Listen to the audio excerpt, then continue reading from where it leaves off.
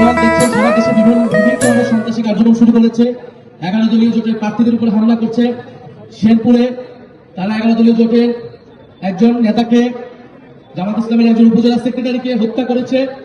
5ই আগস্টের পরে এই ধরনের হত্যা করে তারা যে আওয়ামী লীগের সন্ত্রাসী রাজনীতি ছিল সেই সন্ত্রাসী রাজনীতি নিজেরা করা শুরু করছে এবং তারা ভোট কেন্দ্র দখল করার, তারা সিল মারার এই ধরনের পরিকল্পনা করছে। কারণ আমরা দেখতে পাচ্ছি জনগণ 11 দলের পক্ষেই আছে। 11 যদি সুষ্ঠু নিরপেক্ষ নির্বাচন হয় ইনশাল্লাহ জনগণ 11 দলের পক্ষে, 11 দলের প্রার্থী এবং তাদের প্রতীকের পক্ষে ব্যাপকভাবে ভোট দিবেন।